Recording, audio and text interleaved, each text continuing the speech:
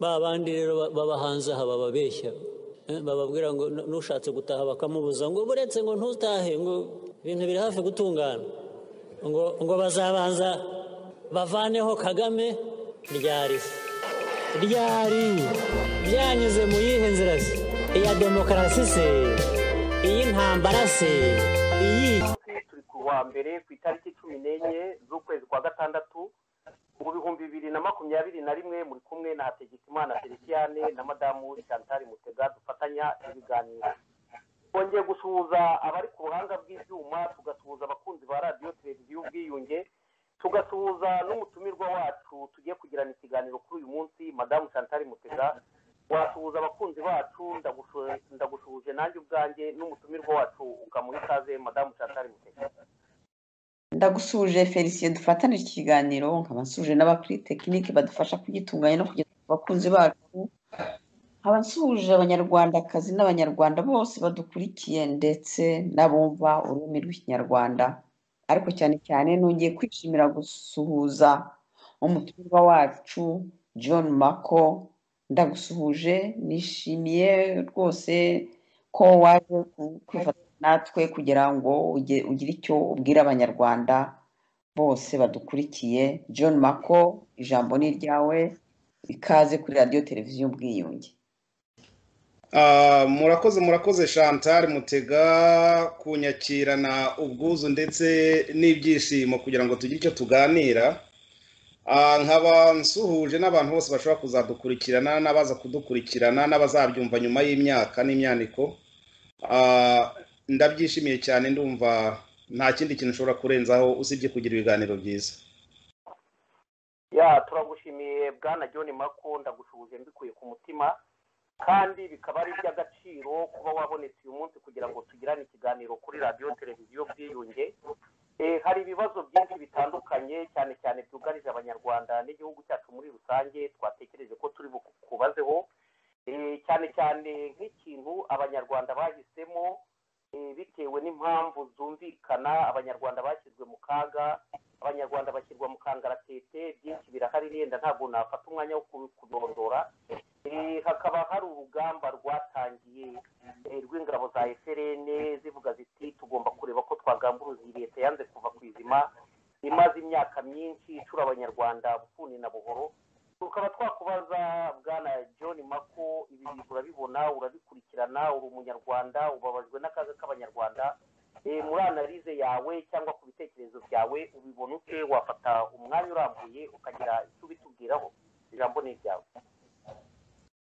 Urakoze Felician, ariko ku giti cyanjye ndabivuga nkanjye kandi ndavuga ibyo mbona byagira abanyarwanda akamaro.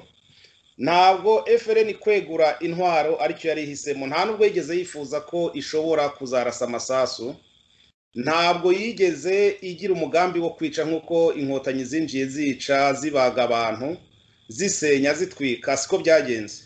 Hari ikindi kintu kigaragaza ko atari byo byazizanye kwa ngo zitange amahoro n'ituze mu gihugu. Ubwo bari bateze Habyarimana umutego w'uko amasezerano yarusha yashyirwa mu bikorwa, noneho bagasangira ubutegetsi n'abenegihugu bari bari mu gihugu, babonye ko noneho birangiye ahubwo bahitamo kwica uwo muntu wemeye amasezerano, baramwica.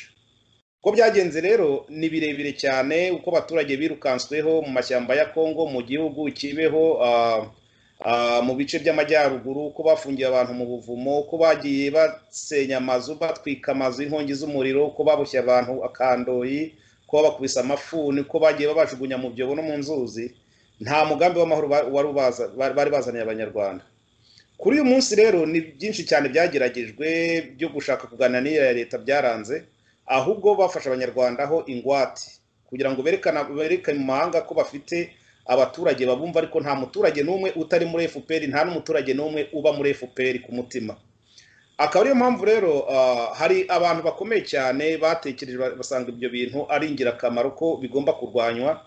Harimo uwo bita Niyomugabo Gerard, harimo abo bakasiye nta muhanga bari kuburabuzwa, harimo Kizito Mihigo, harimo abo ba Idamange, harimo ba Karasira Aimable n'abandi. Ndetse kubera iyo mpamvu rero FRN yafashe umwanzuro wo gufata intwaro kugira ngo yibohoze, kubera ko inzira zose zarageragejwe nta nimwe yashobotse. akaba ariyo mpamvu umuntu ushobora kuvuga ko ashaka kuganira n'abo bantu nibwo akibyuka ntabwo azi ibyabaye. Abafashe intwaro izo nzira zose barazigoragoje basanze ko bidashoboka.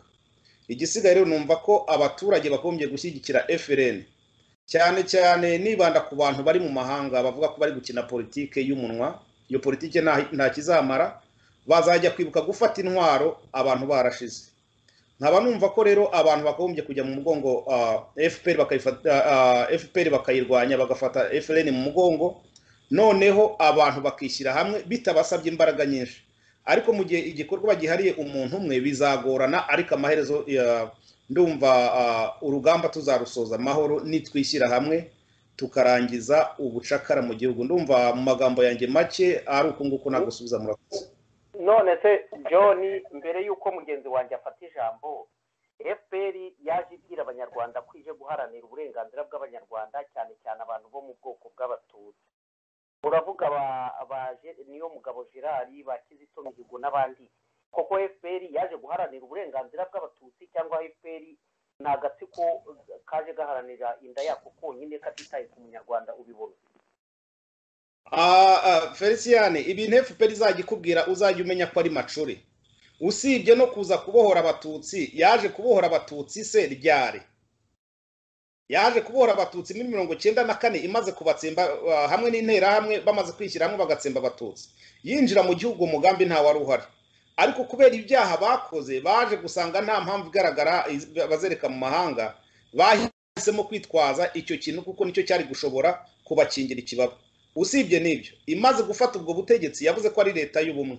None niba ari leta y'ubumwe, uzambwire ubumwe bw'abanyarwanda bugomba kuba bugizwe umuhutu, umutwa n'umututsi, ndetse n'umunyamahanga wabiherewe uruhushya akitwa umunyarwanda. Muri ubwo bumwe bwabo rero nuko ako gatsiko katurutse muri Uganda, Burundi, Tanzania na Kongo ndetse n'ahandi za Amerika no mu Burayi, niko kicaye ku ntebe. Muri abo bacitse ku icumu barigiriwe nta n'umwe uhabwa ijambo, ahubwo abafite ijambo nabo ba Tom Ndahiro, abafite ijambo nabo ngabo bandi tutazi niyo bakomotse bayibingira, abo ngabo tutazi ibisekuru byabo mu Rwanda, abo nibo bitwa abatutsi. Naho uwitwa umututsi wese wari usanzwe mu gihugu, uwo ntataniye n'umutwa, yakiza kuba umututsi ntabwo bari kwica n'abasigaye. Ndumva ariko nagusubiza murakoze.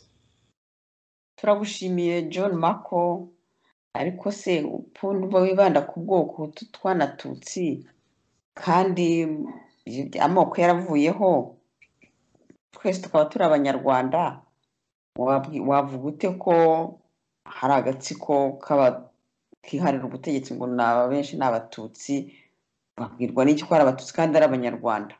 Uwo mutegetsi baradushyize cyane ubwo gatoya. Chantal, Jacob umbajije ikibazo cyumvikana. Umuntu uzakubuza kwitwa umututsi uri umututsi, uzamenye ko abafite ibindi agambiriye. Uzakubuza kwitwa umutwe uri umutwa, burya abafite ibindi agambiriye. Uzakubuza kwitwa umuhutu uri umuhutu, abafite ibindi agambiriye. Ikibazo ntabwo ari ayo mazina n'amoko. Giye amazina ndayemera, ariko giye nyafatamo nk'igisubizo, ntabwo nyafatamo nk'ikibazo. Yewe ndi umufundi, ufashe imodoka yanjye ukavanaho logo ya Toyota ugashyiraho iya Ford, ntabwo bivanaho ko moteri y'imodoka yanjye ari Toyota. Ubwo rero kuvana amazina mu ndangamuntu ntabyo, kubera ko iyo tuvuze ko jenoside yakorewe abatutsi, ubwo amazina y'amoko bamaze kuyavuga, ntabwo ari jewe, ahubwo igihe bazaba ngo jenoside y'abanyarwanda nibwo nzavuga nti amoko turayarenze turayibagiwe. Ariko mu gihe tukivuga ko jenoside yakorewe abatutsi, kumbwira ngo nta moko akiri mu Rwanda mu ndangamuntu sibyo. Ikindi iyo bagiye kurokirita muri ya myanya y'ibyubahiro barajonjora. Icyo bavanyeho ni iryo jambo mu ndangamuntu zabo, ariko baba bafite ikindi kintu bareberaho. Ndumva nagusubiza uko nguko murakoze. Nibyo rwose, ndumva nyuzwe. Unyibukije nyine ko bavuga ngo jenoside yakorewe abatutsi kandi bavuga ngo nta moko ariho. Nta masi wavuga iyo jenoside, ko umuntu yavuga jenoside nyarwanda bamushinja cyangwa cyo gupfobya, cyangwa igihe mbona ari jenoside nyarwanda kuko baravuga nibo bivugira ko ntabwo moko ariho, hanyuma bagahindura bakavuga ngo nta moko, ni jenoside yakorewe abatutsi. Ubwo se abantu muri yabafata ko ari abantu bafite oseriye cyangwa aho ngaho simbizi, ni ibibazo by'abanyamakuru. kubera ko uvuze ko jenoside ari y'abanyarwanda ubwo waba ugiye muri jambo ya SBL uzi ibibazo bagirana nabo iyo batangiye kuvuga ko hari abandi bantu bishwe. Ikibazo rero naho kivukira. Jenoside yakorewe abatutsi ntabwo mu by'ukuri ari ikintu kariya gatsiko gahereza agaciro, ahubwo ni nk'igicuruzwa nk'uko Idamange yabivuze, ni ikintu bajyana mu mahanga kugira ngo bavaneyo bace inshuro, niko nabivuga, ni isuka bacisha inshuro, ariko ntabwo n'inshuro bavanye muri iryo zina igira ikimarira bacitse ku icumu, bararira buri munsi, baricwa buri munsi. Nta kuntu wabona abantu ukuntu barimbaguwe ngo n'utwari dusigaye tugihumeka utangire kutwica, abarebaga kure, abashoboye kugira amahirwe yo kwiga, abari kuvugira abandi, abatangaga imirimo nka Rwigara na Rujugiro, ni benshi cyane sinabarondora, bari mu magereza buzuye, yabo n'abatutsi. Abicwa urupfu rubi ni abatutsi, abicwa imitwe tugasanga igihimba kimwe hariya n'umutwe hariya ni abatutsi, abajugunyirwa ingona, abajugunywa mu mazi ni abatutsi. Ubwo rero urumva ko uwo muntu uvuga ko yaje kurokora abatutsi kandi barakoreje jenoside, ahubwo ndagira ngo umugambi afite n'uwo kurangiza abari basigaye ubundi bose bahinduka inkoma amashyi, niko mbyumva jewe. John Mako, ndashaka kukubaza, iyo witegereje ubona leta y'u Rwanda agatsiko ka FPR gafite ubutegetsi kuri uyu munsi, umunyarwanda wese ugerageje kubona ibintu mu buryo butandukanye n'uko babibona, bamugerekaho amazina yo gupfobya jenoside yakorewe abatutsi niyo yaba ari umututsi, bakamugerekaho gukurura amacakubiri mu banyarwanda, akaniyongeraho n'abandi bari hanze bavuga bati ubutegetsi dufite uburenganzira ku gihugu cyacu. Reka ngaruke nko kuri FPR yafashe ubutegetsi muri 1994, yaratangije intambara muri 1990, irarwana ifata ubutegetsi muri 1994 hejuru y'imivu y'amaraso itagira ukuntu ingana, ibeshya abanyarwanda. Uyu munsi iyo bavuga ngo abarwanya ubutegetsi ngo ni imitwe y'iterabwoba, ya leta ifite inyungu mu gukandamiza rubanda no mu kubatura bufunira buhoro, niyo izatanga uburenganzira kugira ngo abanyarwanda bahaguruke babuharanire, cyangwa abanyarwanda bavuze bati tugomba gukoresha igishoboka byose kugira ngo turamburuze kano gatsiko, kubita amazina ni mu rwego rwo kubacecekesha no gutera ubwoba kugira ngo hatagira abantu barwanya buriya butegetsi bw'igisirikare. Bwana John Mako,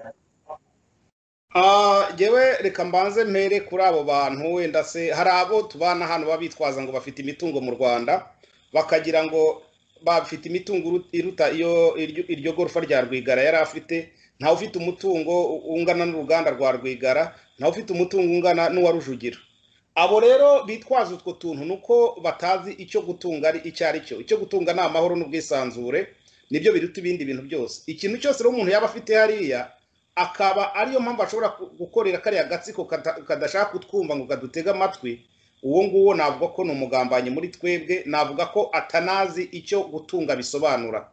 Igihe abaturage badafite amahoro, wahaguruka bakakwita umutwe w'iterabwoba cyangwa se kuri ikihebe, ugomba kureba uwo muntu ubivuga ngo ninde.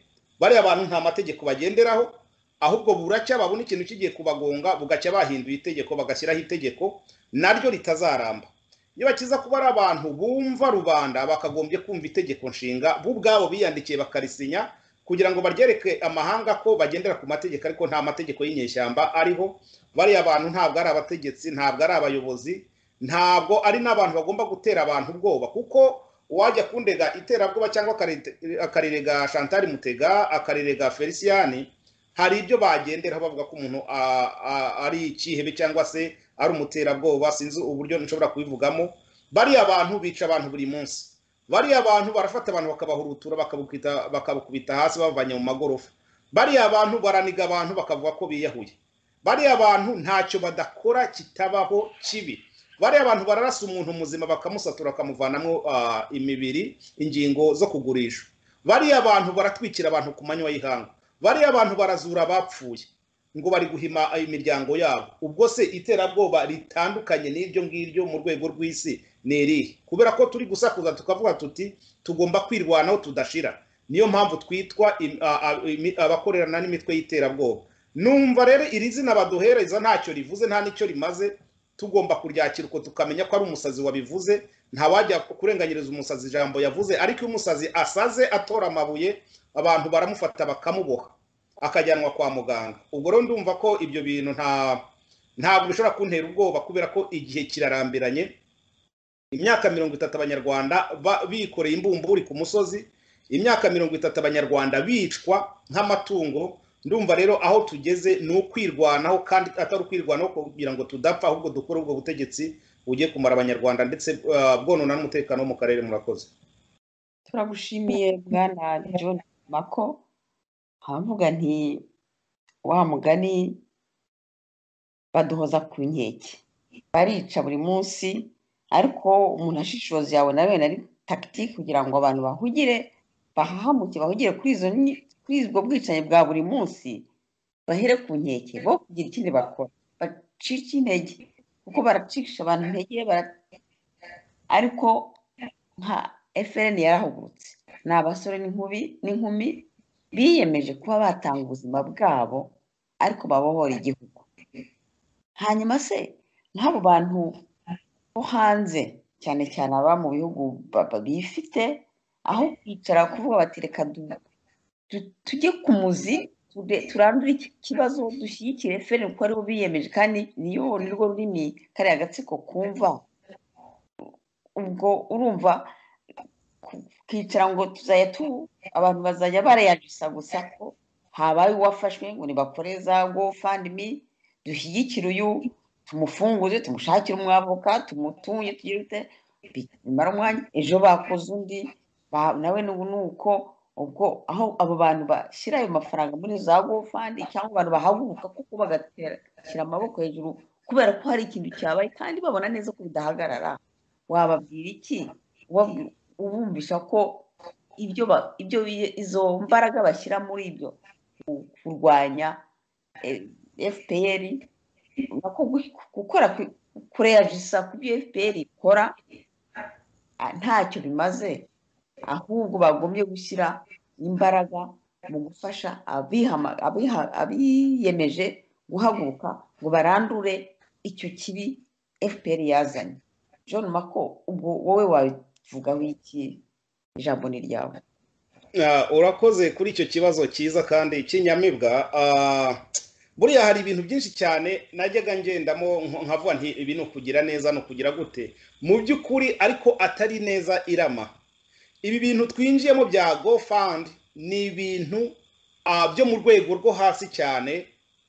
GoFund hari aho yakagombye gukora. Nk'ubu umuntu inzu ishobora kumugwira, n'urugero inzu yamara kumugwira, inkangu zihitanye inzu ye, abantu bagatabaza bati nyamara wa muntu, hari umuntu hano ukeneye ubufasha kugira ngo uwo muntu atarara hanze. Iyo GoFund ndayumva. Umuntu ashobora kugira impanuka, wenda se yagira impanuka akabura uburyo, hakagira abantu bamufasha, nk'uko hariho ayandi mashyirahamwe afasha abantu nka za Caritas n'ibiki, ibyo bigakorwa. Umuntu ashobora kugira impamvu nyinshi cyane, nka Kasiye nta muhanga, kubera ko bavuga ko akiri hariya, kumushakira ubutabera hanze y'u Rwanda. Ndabyumva ko iyo GoFund yagakozwe, ariko ntabwo tuzahora dukora GoFund yo guhereza impyisi yamaze gutwara umwana w'intama ngo tuyihereze intama 3 ngo iduhereze intama imwe. Ndiko mbifata, kubera ko niba umuntu agiye guciririkanywa na kariya gatsiko, n'ubundi ayo mafaranga mutanze ntagire icyo ari buze kumara, ahubwo amafaranga agahembwa baba bibisambo, babandi bunganira abandi mu mategeko, batazi icyo bari buze kuvuga keretse igitegerejwe ibukuru. Abo bantu urumva ko twe tuba tubahaye akazi, ntabwo tuba dufashije wa muntu, n'ubundi ntibiri buze gutuma batamucira imyaka 30 nawe y'akamama. Nkaba numva rero ibi bintu byakagombye guhagarara, ahubwo dutange GoFund, dukora iki kigega kugira ngo twebwe twirinde, twisubize na gakondo yacu. Ariko kuvuga ngo dutegereje ko ejo Mako bazamutwara mujye guteranya amamiliyoni, je ntimuzayatange rwose, mbivugiye ku mugaragaro, ntimuzayatange. Cyakora mumbonye aho naguye, wenda se uwo murambo mwawufata mukarebaho muhamba nk'uko bahamba ibindi, kuko abamaze gupfa ni benshi cyane. Ariko ibi bintu n'ubujiji, mbisubiyemo, ni ukutamenya aho ikibazo kiri. Abantu ikibazo barakizimbuka ko batakiruzi, ariko batinya kugaragara kugira ngo bashake umuti urama. Je ririya shyamba rya Nyungwe ndarizi, nababwiye ko ari ahantu naravukiye ndahazi. Ririya shyamba ndarizi, nararizengurutse, sinarirangije ryose, ariko ndarizi. Nibaza bari abahungu bari muri ririya shyamba ikibatunze nta byo kurya bibamo. Nyungwe ni ishyamba ribi, rigira amazi meza gusa, rikagira n'ubuki, rikagira n'urundi rubuto twita amofe kandi narwo rumeze nk'indimu ya yindi imwe ikazisharira. Ntabwo wajya kurya ibyo bintu, nta n'ibihari aka kanya ndahamya ko nta bikibamo ko isi yagiye itituka. Muri make rero nkibaza impamvu umuntu ashobora kwicara hano ngo yashinze ishyaka ariko iryo shyaka rye rikazaba ririhera mu mahanga, nta kintu na kimwe rishobora kwinjiriza abanyarwanda umutekano. Iriya leta ntabwo ishobora kuzumva abantu mu gihe abantu bateye umugongo FRN. Genda bivuga nk'umuntu numva ko igihugu cyakabohotse.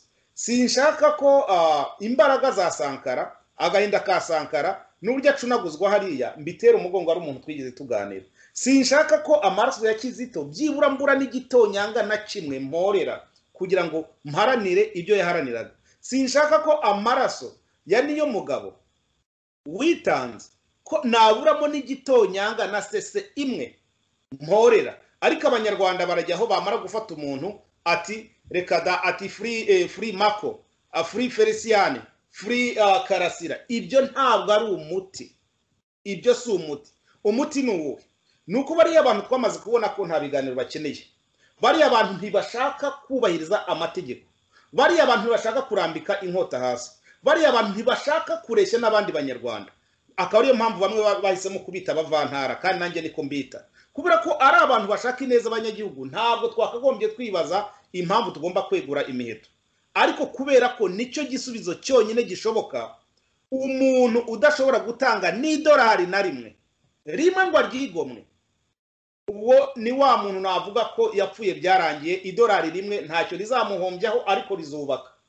Wa wundi nawe ufite uburyo natanga abiri, bamwe bafite amakonti, natanga amadolari 2, nituyatanga turi ibihumbi 500, amafaranga azahita aboneka, tuzatubonye miliyoni y'amadolari. Icyo gihe urugamba ruzihuta, kandi n'abari abahungu bitanga kuriya. Je nayo ubwoko bwabo, je navukiye hari hano ndahaza, nzi imbeho yo muri Nyungwe ukuntu imeze, nzi inzara yo muri Nyungwe ukuntu imeze, ririya shyamba nararyenze ndarizi.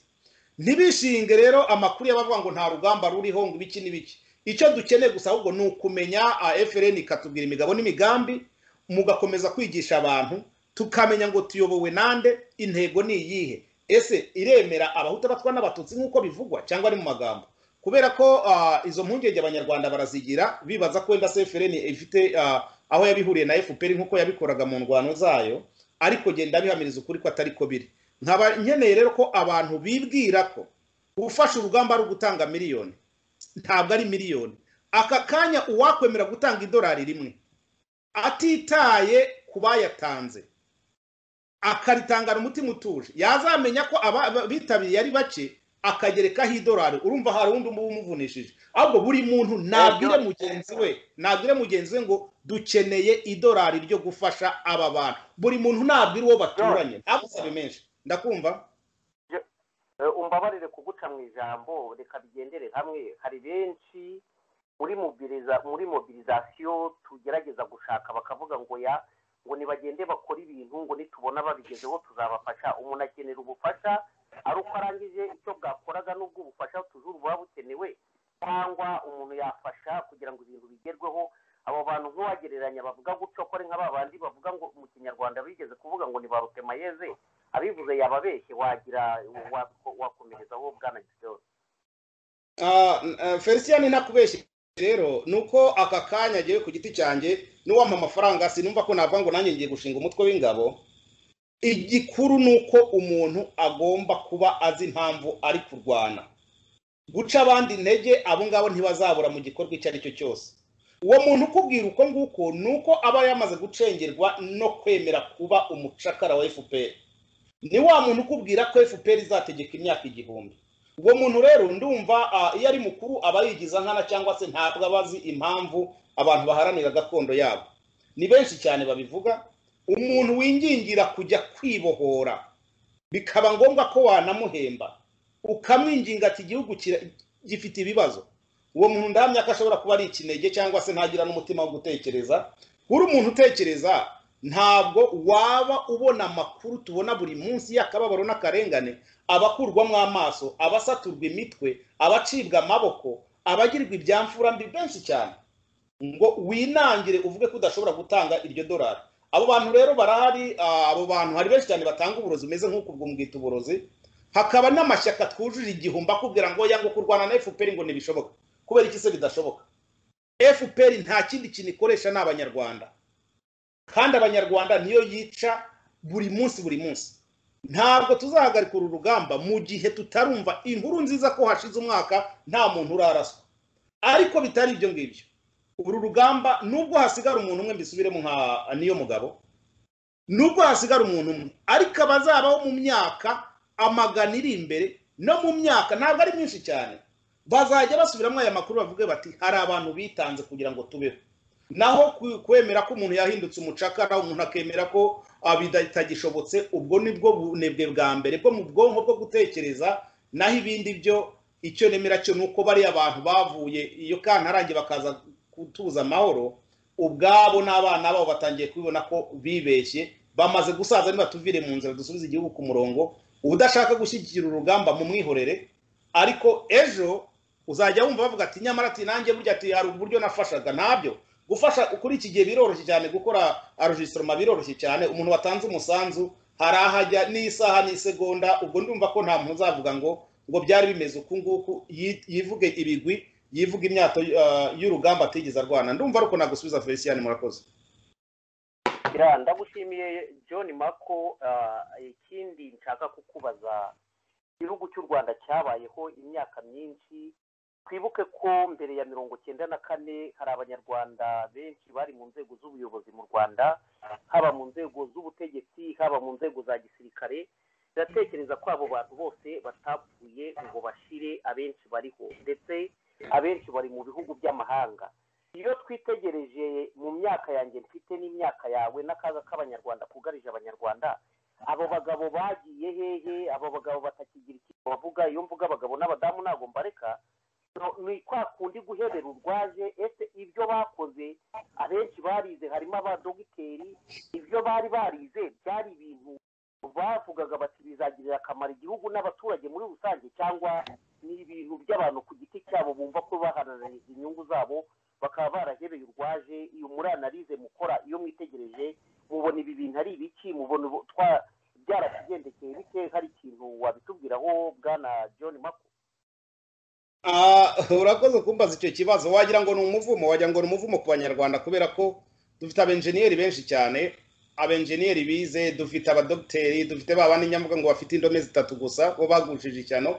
Kuba umuntu yarize ibintu bijyanye n'inganda, akiga ibintu bikomeye cyane, akaba adashobora no gushongesha n'icyo kimwe cy'amabuye y'agaciro nka zahabu, koruta, gasegereti n'ibindi, kandi akora mu nganda, abona ibihakorerwa, agakora imyaka 10, 15, 20, icyo kintu akaba adashobora kwiyumvisha ubwenge bwo kugikorera iwabo, ahubwo akumva ko kugenda mu mihanda myiza y'abazungu n'ibiki nibyo bihagije, kuvugana n'abazungu ibyongereza n'ibifaransa ibyo bihagije bimugira umuzungu, kandi wa muzungu agahindukira akamubwira ko ari inguge. Abo bavuga ngo abantu barize, abantu ntabwo bigeze biga gukunda igihugu. Abantu bize bashaka gukanga abaturage bo hasi, babereka ko bajijutse, ko batari ku rwego rw'abirabura, babereka ko batari ku rwego rw'abaturage. Nyamara wa muturage niwe wamurihiye, wa muturage niwe wikokoye, aravuga ati aka gafaranga kazagufasha kagutunge mu gihe uzaba ugeze mu ishuri, kazagutunge mu gihe uzaba urangije ishuri, kazagutunge kugira ngo uzamure umuryango. Mu mwanya kuzamura umuryango w'abantu icyo bakora, iyo inyaye mu isunzu, nuko agera muri ibyo bihugu byo hanze, agahita kuro wa muryango we akawerekeza aha bati reka u Rwanda si urwacu. Abo bantu bose bize uko nguko, nabo basirikari bose icyo bari barize kwari ugutererwa amasaruti, kwari ugugendera mu mamodoka, kwari ugutaha abaturage bageze ahageze abaturage bagakangarana, kwari kugira ngo bagaragare ko badasa n'abo bantu basuko nguko bari cyo nguko. Ni nabyo tubona hano. Kuba abantu barize rero amashuri gusa, ntabwo bigeze bigishwa gukunda igihugu, ntibigeze bigishwa uburere mboneragihugu ngo babushyire mu mitwe yabo, ahubwo babifataga mu mitwe kugira ngo babone amanota, ubundi bagere kuri bya bindi bifuzaga, ariko ntibigeze bifuza igihugu cy'ubwigenge, igihugu cy'umutekano, igihugu cyo kubaho. Ibyo ntabyo bize. Kuba bakora uko nguko rero ntibizagutangaze. Ntabwo abo bantu bose bicaye hano bayoboye akaga kari mu gihugu, ahubwo bamwe muri bo muri abo basirikare n'abandi bize amashuri nibo baca inyuma bakagambana bagahakwa kuri abo bazungu bagahakwa kuri FPR yirirwa yica abantu kugira ngo bakomeze babayeho uko nguko ariko ntibamenye ko bari gucukura imva z'abana babo ejo ubwo bazaba batakiriho ndumva ariko nagusubiza murakoze Bwana John ndagushimiye rwose ndumva duhaye ndetse utumye uvuze amagambo akomeye cyane unyibukije nyine nk'uko wabivuze nyine niyo mugabo ati nubwo mwabapfa hagasigara umwe hagasigara bake ariko bakabaho neza ariko igihugu cyacu kikagaruka ku murongo kikaba igihugu cy'amata n'ubuki nk'uko abakurambere bacu bavuze babivuga ibyo nayidamange nawe yarahagurutse aravuga ati nimuhaguruke murwanye uburenganzira bwanyu ngewe baranjyanye urumva ko ntabwo bavuze ngo yemwe nimujye muri kureba uko mwavuga ibi n'ibi nimujye kunshakira gofandi bandekure nimujye guprotesta ngo bandekure oya yaravuze igihe baranjyanye nimuhaguruke ntimuzavuge ngo sinababwiye nimuhaguruke na niyo mugabo nibyo yavugaga n'abandi ariko babivuze batomoye niyo mpamvu bahise banabafata nyine uwo mwanya bakibivuga hanyuma nyine nkaho kugira ngo ubu niyo mugabo ari ndamange burya nuko batabivugaga babitomoye ni ukuvuga bati FRN muri abasore n'inkumi bahagurutse koko bakemera gutanga ubuzima bwanyu bwabo abandi bose nimuze mubashyigikire murumva ko abantu bo muri FRN nyine koko baritanga bazi ko bashobora gupfa ariko bagapfira igihugu ngo aho amaraso yawe kuyakwereka imbwa yamwe wapfa igihugu nyine aho kugira ngo amaraso yawe apfe bubwa nyine ubwo rero nk'uko John Mako agumya kubitubwira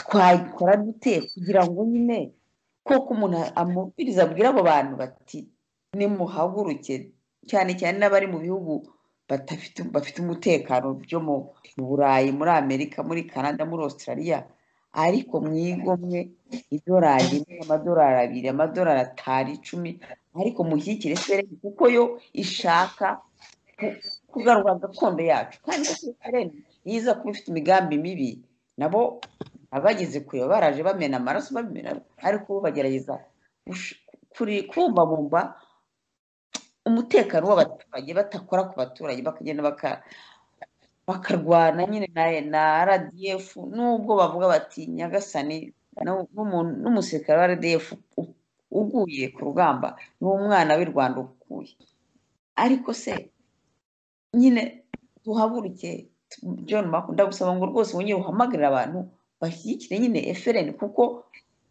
niyo mizero nirwo rurimi FPR Kagame bumva nta rundi ubwo wowe ubibona uti wabwira abantu nimurike guca ku ruhare cyangwa kudabanganya kuko hari abantu bariho bapfa buri munsi hari abavuga ngo ntabwo bashyire FRN ngo ni intwaro ngo n'abantu barajya kumena amaraso kandi bagacika kandi amaraso ameneka muri iki gihe mu gihugu ateye ubwoba John Mako wagira icyo bivugaho Jewe ntabwo nkubeshye Chantal Mutega rwose hari ibintu abantu bitwaza ngo nibamenya ngo amafaranga ari kujya he na amafaranga yo kubohora abanyarwanda uzagira ikibazo akabona bari kumurega icyo cyaha azavuga ati umuntu uhagaze muri ibyo bintu ni Mako ntabwo nzihisha icyo nakangura abanyarwanda bari hano muri Houston Texas ntabwo njya mpishaho ntuye abatuye mu yandi ma state umuntu uri bukenere gutanga iri dolari turi gusaba ntabwo dusabye amafaranga menshi cyane kubera ko abanyarwanda bazi ko ibintu bikorwa ngo n'ibintu byinshi cyane n'amamiliyoni oya turi benshi twishyize hamwe tubona amamiliyoni igitonyanga kimwe ucyongeye ku kindi ukongeraho ibindi bitonyanga kimwe bibyara inyanja nicyo nshatse kubabwira muri make rero ababona ko urugamba ruriho FRN ari urwo gukina cyangwa se gutesha abantu umwanya niwe udakurikira ntabwo azi icyo ari cyo uzi icyo ari cyo akaba azi ko mu Rwanda ari iwabo akaba azi ko abanyarwanda bari kurengana natwereke uwo mutima mwiza wo gutabara atabare binyuze kuri FRN ko iyo yamaze kwitanga ntabwo ikireba ku mubiri cyangwa ngo irebe gusirimuka. Icyo barwanira nuko ejo heza abanyarwanda bazongera kumva uko hameze. Nkaba mbwira abantu rero, hari igihe mujye mumbarira iyo ngeze ku moko, hari igihe njya mwana ariko bubanza abahutu bo mu Rwanda koko baravukiye kuhakwa no gukoma amashyi n'abanyabwoba, cyangwa se muri bo banza wagira ngo bubatswe n'ikintu cyo kuvuga ngo twe tuzahora dukoma amashyi. Mumbare kuba nabamvuze iryo jambo, ariko nta muntu muzima ushobora kugenda ngo agiye gucinyira inkoro umuntu wamwirukankije amashyamba, yirirwa mubundikiye, yirirwa muvuga imyato, kandi uwo muntu ari we wamwishe. Ndumva rero icyo kintu abantu bagomba kukitabira bakava muri ubwo bwoba, bakumva ko uburenganzira ari ubwabo, nta waremeye gutegeka, nta waremewe kukwica. Ugomba kubaho kugeza igihe Imana iguhamagariye. Murakoze.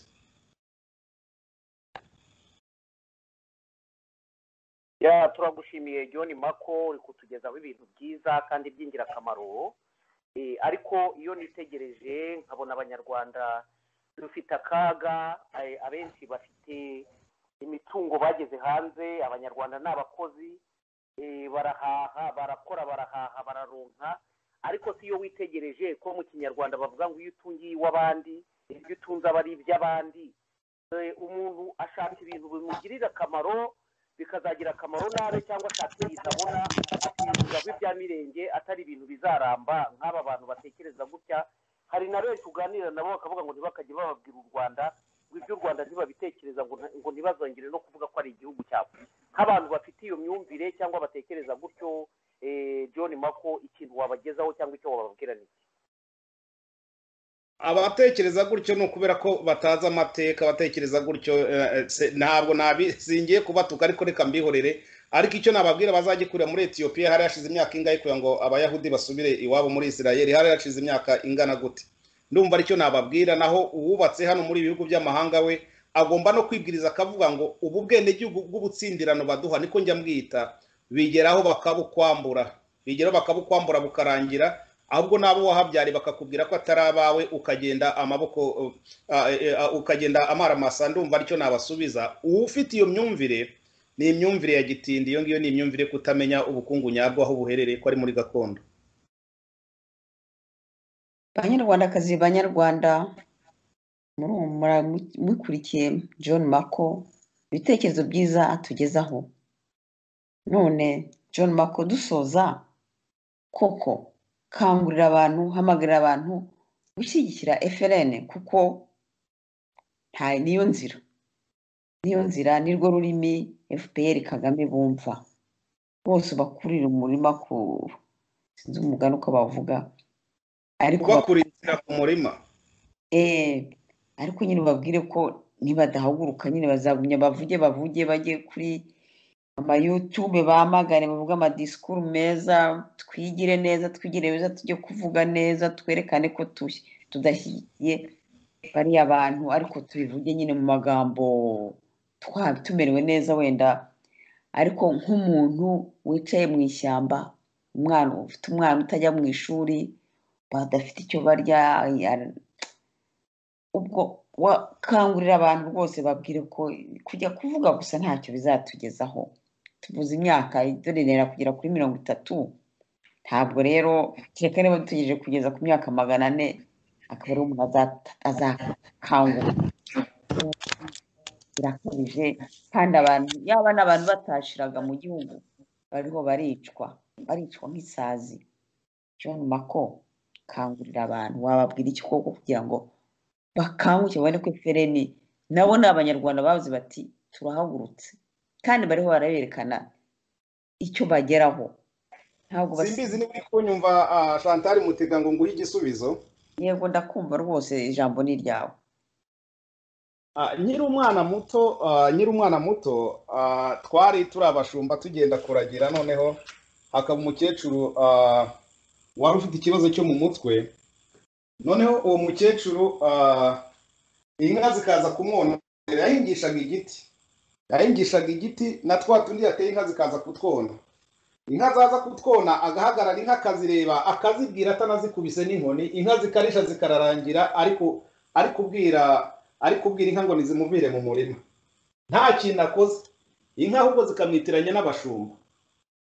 hakaba hari ikindi kintu nigeze kubona ni agafilime ko karasekeje umuntu inzu yamuhiriyeho atangira kubwira inzu ye ati wamure waretse kuntwikira inzu abo bantu rero bibwira ko umuriro uzazima nta kintu bakoze kubera ko bari kubwira umuriro ngo nuzime baribeshya. Icyo nakubwira cyo kimwe, iyo umuriro ufashe inzu yawe ushaka amazi ukazimya.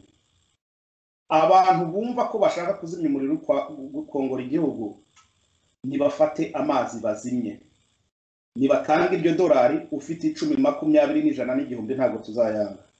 Nkumva nta yindi nama nagira abantu, nibavuge ahubwo bavuga inkuru ngo muzana amazi tuzimye, ntabwo ari kubwira umuriro ngo wa muriro ngo reka kuntwikira inzu. Murakoze.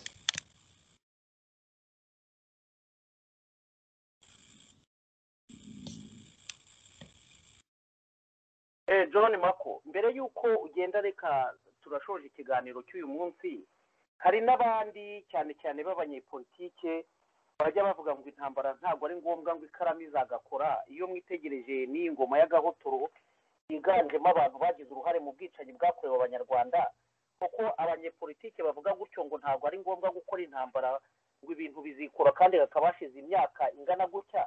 Nawe niko ubibona ko abantu intambara ntabwo abantu bose bumva ko ari wo muti w'ikibazo, ariko nicyo kintu cyiza ibindi byose iyo binaniranye. FPR Kagame yagiye yivugira ati n'abakiriho n'igihe tubahaye izi matara time, yohereza ba Mubaraka baravuga bati tufata indege yavuye mu misoro y'abaturage tukagenda tukabafumbiza amashyamba tugataha twibyinira intsinzi, abandi bakajya kubashimuta mu bindi bihugu. Nk'abo banyepolitike bavuga gutyo koko bafite igisubizo cy'ibibazo byugarije abanyarwanda cyangwa no kurangaza abanyarwanda ibyo barimo ntabwo bazi byari byo. Bwana John Mako, dusoza ikiganiro cyacu ufata n'umwanya wo kugira ubutumwa usigira abanyarwanda. Abo nabagereranya na wa mukecuru nari natsinze izina yitwa ndi nk'abandi, wabwiraga inka ngo mwankamwe ngo mureke kundira ibigori dore ni byiza. FPR itera u Rwanda nta mpamvu n'imwe igaragara y'uburenganzira bwa kiremwa muntu yari yarahonyowe ngo ije gutera u Rwanda. Umuntu tumva ko urugamba ubu ngubu noneho hageze rero ngo abantu batabara bene igihugu babohora u Rwanda, uwo nguwo ntabwo azi urugamba impamvu rugomba kubaho. Ntabwo ari uko abanyarwanda batapfuye ku buryo buhagije. None se dukomeze turebere kugira ngo bititwa ko abanyarwanda bongeye gupfa kandi bapfa buri munsi ntihagire igikorwa. Ndumva rero umuntu ubona ko amasasu adakenewe, uwo nguwo we ni wa wundi ushaka kurya ibyo atakoreye, ni wa wundi ukubwira ko azaca mu nzira y'ubufindo, ni wa wundi ukubwira ko amahanga birimo adashaka kwikemura ikibazo. Nkaba numva umuntu ushobora gutega amatwi umuntu nk'uwo nguwo udashobora no guhaguruka n'umunsi n'umwe ngo abwire abantu ko bagomba kwitabara bakirwana, nuko agahinda k'abanyarwanda ntabwo kamureba. Abo ni babandi bamaze kwishyira muri pozisiyo z'uko bavukiye gutegeka, nabo bazaba ba prefe, bazaba ba ministre, bazaba abadepite, bazaba ba meya. Abo ngabo abo ntimubakurikire kuko abo ngabo ntabwo ari abantu bahangayikishijwe n'agahinda k'abene igihugu, abo bahangayikishijwe n'inzozi zabo n'ibyo bazaba byo. Nkumva rero umuntu wese ufite ubushake bwo kwanga kumva aya makuru mabi, ngo umuntu bamuciye umutwe, ngo umuntu bamusenyeye, ngo umuntu ngo yirutse baramurasa, natange ubushobozi bwe afite gake ke agahereze FPR yiyemeje kwitangira abanyarwanda, ubundi abanyarwanda babe mu mutekano. Ndumva ariko nagusubiza.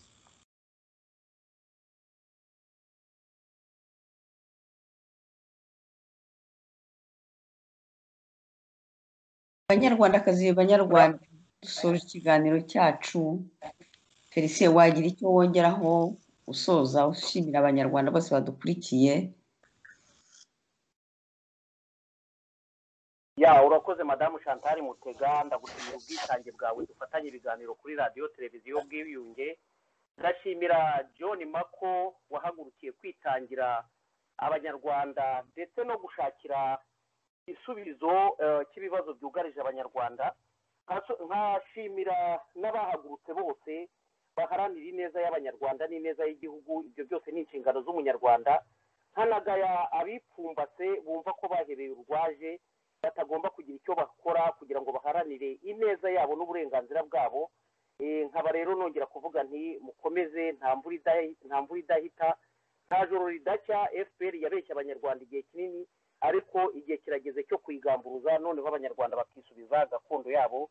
Nongeye kubashimira abavandimwe mbabwira nti mutange ibitekerezo byanyu kuri radiyo televiziyo ubwiyunge.